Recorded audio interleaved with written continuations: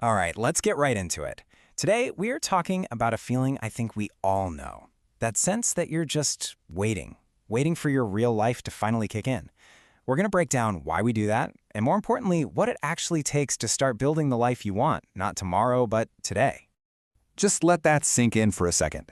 Now, this isn't meant to sound harsh or negative. Actually, it's the opposite. It's supposed to be liberating.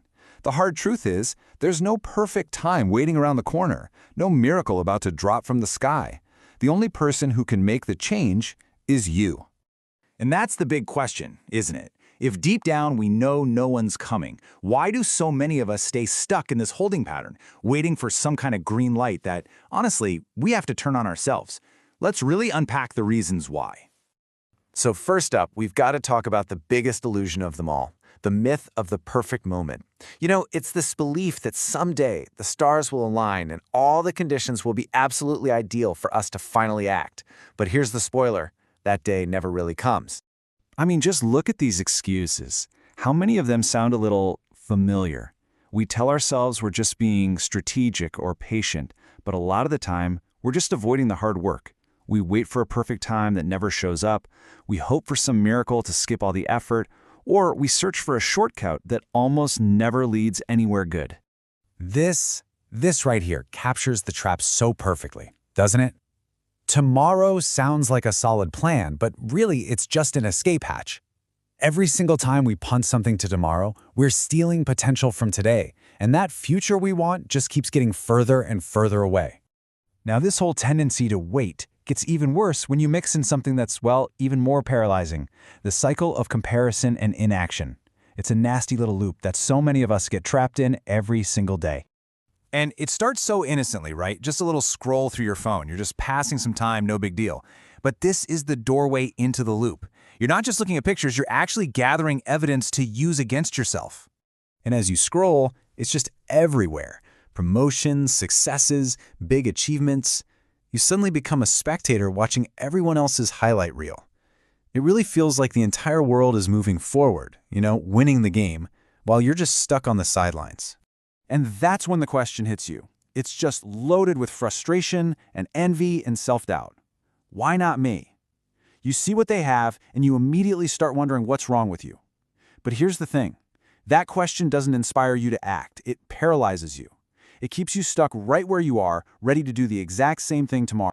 So how in the world do you break this cycle of waiting and comparing? Well, the answer is in understanding the real difference between sitting on the sidelines and getting in the game. And I promise you, it's probably not what you think. This slide is the absolute core of it. We love to chalk up other people's success to things we can't control, right? Things like raw talent or just pure luck. It's a comforting story because, hey, it lets us off the hook. But the truth, the real truth, is much simpler and actually way more empowering. The real difference makers are discipline and consistency. It's about doing the work day in and day out, especially when nobody's watching. Okay, so it all boils down to discipline. But what does that really mean when you're living it?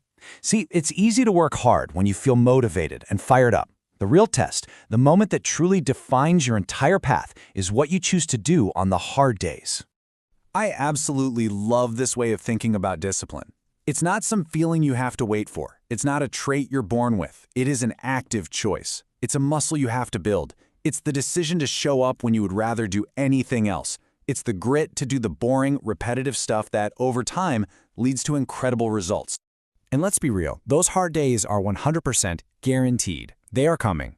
You will have moments of crushing self-doubt. You will want to quit. But the key thing to get is this. Those moments are not a sign that you should stop. They are the exact moments where your choices matter the most.